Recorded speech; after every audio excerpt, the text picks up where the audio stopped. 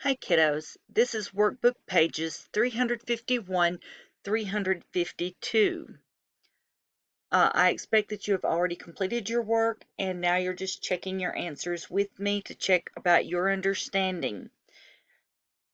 So number 1, fill in the blanks. Quadrilaterals are both. So when I look up here at the tree diagram, you see where quadrilaterals are? Above it, you're going to have these two categories. That means that quadrilaterals are both of these, which are polygons and plane figures. Question 2. A square has two sets of equal parallel sides and four right angles.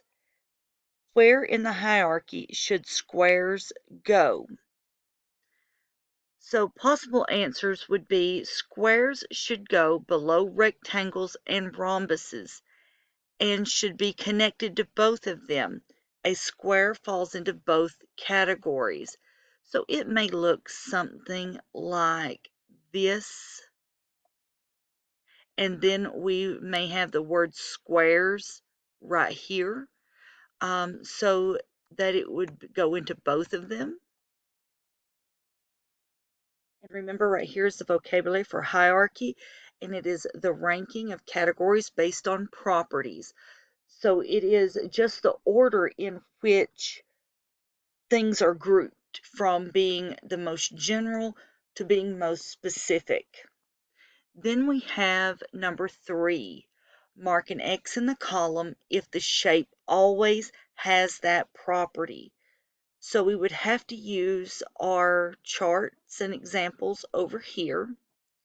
And it says a parallelogram would always have the lovely four sides and two pairs of parallel sides, but it doesn't always have to have right angles. A rectangle will have all three properties, but a quadrilateral would only have the four sides. And use the table up here to make a flow chart. So you would have the quadrilaterals, that would be the most general. If it has four sides, it can be a quadrilateral. And then we have a parallelogram, which just means if it has four sides, which then makes it a quadrilateral, but also two pairs of parallel sides, which all quadrilaterals don't have to have. So it would be next. And then we would have rectangles last because they are most specific. They have to have four sides. They have to have two pairs of parallel sides. And they have to have four right angles. So they are very specific about what they have to be.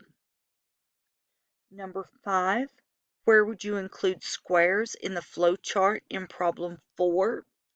Answers will vary. Squares would go to the right of rectangles. Squares have all the properties of quadrilaterals, parallelograms, and rectangles. Squares also have another property of four congruent sides. When it says answers will vary, it doesn't mean that it's going to be changed from this. It's just your wording may be different. Please don't just mark these answers wrong.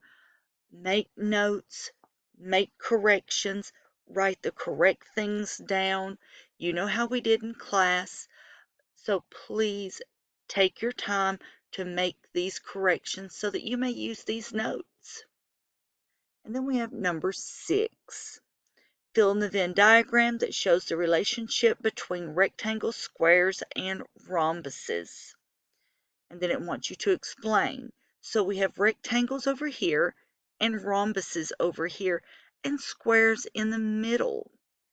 And basically, it is saying that squares are both rectangles and rhombuses.